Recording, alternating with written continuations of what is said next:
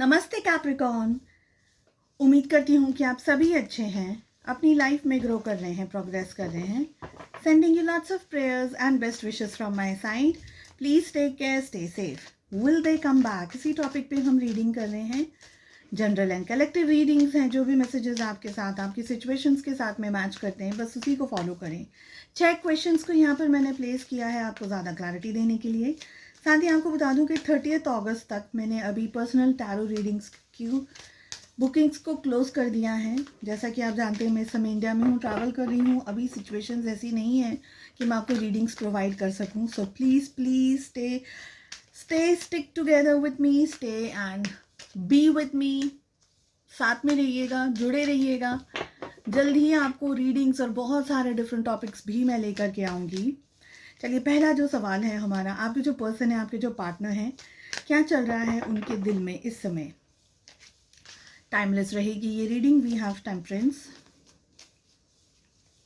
आपके दिल में क्या चल रहा है।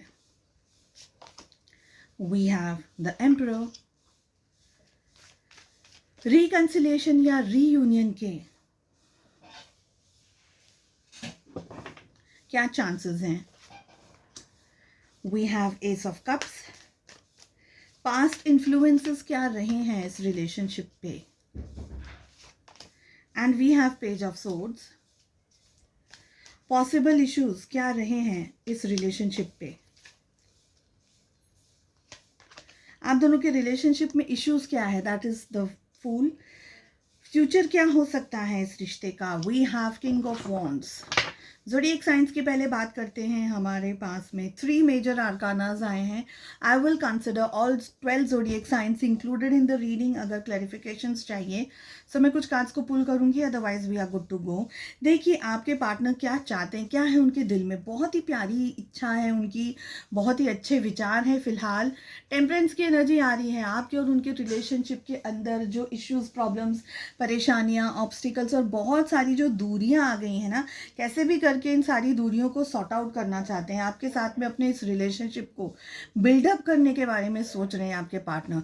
कुछ एक्शंस लेने के बारे में सोच रहे हैं, कुछ एक्शंस लिए जाएं, नहीं लिए जाएं, एग्जैक्टली क्या किया जाए, ताकि आपके और उनके रिलेशनशिप में जो इश्यूज या प्रॉब्लम्स या क्लैशेस आई हैं वो सारी चीज़ें ठीक हो जाए, सॉर्ट आउट हो जाए। तो ये सबसे ज़्यादा स्ट्रॉन्ग यहाँ पर एनर्जी दिख रही है मुझे। बैलेंस करना चाहते हैं। ठीक है, आपके दिल में क्या है। आपके दिल में एम्परर आ रहा है। आप क्या चाहते हैं। आप तो आगे नहीं बढ़ेंगे। आपने इस रिश्ते में सब कुछ कर लिया, अपनी तरफ से हर मुमकिन कोशिश कर ली, रिश्ते को मनाने के लिए, बनाने के लिए सब कुछ करने की कोशिश कर ली। लेकिन अब आप इससे ज़्यादा इस रिश्ते में और कुछ करना नहीं पसंद कर रहे हैं, ये मुझे यहाँ पर दिख रहा है। आप इस रिलेशनशिप में अब आगे बढ़ना चाहते हैं, लेकिन एक्शंस नहीं लेना चाहते। आप अपनी ट्रू ऑथेंटिक सेल्फ के अंदर ही ऑपरेट करना चाहते हैं, ये दिख रहा है। रिकंसिलेशन या रीयूनियन के चांसेस क्या है। We have ace of cups. इससे ज़्यादा प्यारा कार्ड आ ही नहीं सकता। रीयूनियन के चांसेस बहुत स्ट्रांगली हैं। आप दोनों के बीच में रीयूनियन होने के स्ट्रांग चांसेस हैं। एक्शंस लेने की ज़रूरत है, ऐसे ही रिकंसिलेशन नहीं होगा। थोड़े बहुत एक्शंस लिए जाने चाहिए आपके पार्टनर की तरफ से। And that is again one more reason कि आपके पार्टनर सोच रहे हैं कि कैसे करके इस रिश्ते में जो चीज़ें थम गई हैं, जो चीज़ें रुक गई हैं, उनको कैसे आगे बढ़ाया जाए। या आप दोनों के रिश्ते में जो ये जो जैसे हम कहते हैं ना, जो ठहराव आ गया है, इस ठहराव को अब कैसे भी करके रोल किया जाए, मूव ऑन किया जाए, आगे बढ़ा जाए इस रिश्ते में। मूव ऑन यानी आपसे नहीं, इस रिलेशनशिप के अंदर आगे बढ़ा जाए, कुछ ना कुछ एक्टिविटीज़ की जाए। पास्ट में क्या इन्फ्लुएंस रहे हैं आप दोनों के रिश्ते में। पास्ट में मुझे लगता है बहुत ही ऑब्सेसिव बिहेवियर रहा होगा आप दोनों में से किसी एक का। ब्रेकअप होने के बहुत सारे और भी रीजंस हैं। एक दूसरे की ताका झाकी करना, एक दूसरे को स्पाई करना, एक दूसरे से लगातार कॉन्स्टेंटली मतलब जुड़े रहना, ताकि सामने वाला इतना बोर हो गया, सामने वाला इतना एकदम ऐसा फेडअप हो गया कि अरे भाई मुझे छोड़ दो, थोड़ा सा रिलेशनशिप में सांस लेने दो। ऑब्सेसिवनेस यहाँ पर मुझे सबसे ज़्यादा दिखाई दे रही है। मेरी पसंद का खाओ, मेरी पसंद का पहनो, मैं ये कहूँ तो वो करो, मैं ऐसा मैं वैसा, ऐसी कोई एनर्जी हो सकती है जिसकी वजह से आप दोनों के रिलेशनशिप में इम्बैलेंस्ड एनर्जीज आई हैं। ठीक है, पॉसिबल इश्यूज क्या है। देखिए, न्यू बिगनिंग करनी है, लेकिन कौन करेगा। आगे बढ़ने का विचार दोनों का ही है, पर एक्शन कोई नहीं लेना चाह रहा, कोई ये नहीं कहना चाह रहा, क्योंकि दोनों ही जन ईगो में है। कहीं ना कहीं स्वेच्छापूर्वक आप दोनों ही आगे एक एक स्टेप लेंगे तो चीज़ें मटीरियलाइज्ड होती चली जाएंगी, फॉर्म होती चली जाएगी, चीज़ें बनती चली जाएंगी। पर वो बनेगी तब जब कोई एक्शन लेगा। आप अपने एक्शन लेने की नहीं विचार में हैं, आपने भी देख लिया है, सोच लिया कि भाई पास्ट एक्सपीरियंसेस इस तरीके के थे, अब मुझे नया कुछ और नया काम नहीं करना है, पहले ये देखना चाहती हूँ या चाहता हूँ कि आपके मेरे पार्टनर क्या करें, आपकी ये धारणा है ना।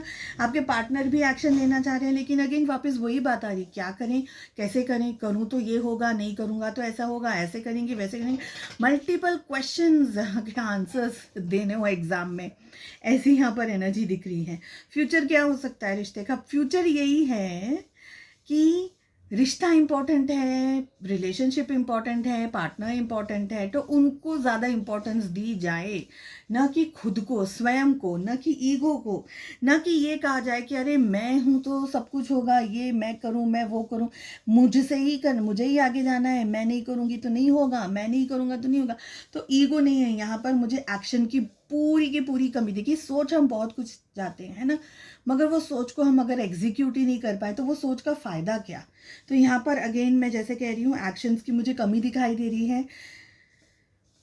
नाइट किंग ऑफ वॉन्ड्स का कार्ड भी इंतज़ार, वेट एंड वॉच, और बहुत ज़्यादा पेशेंस रख करके ये बैठे हुए हैं।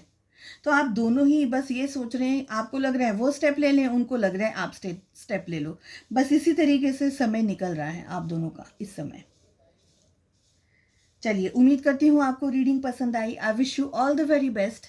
मिलते हैं नेक्स्ट रीडिंग में। Take care, bye bye.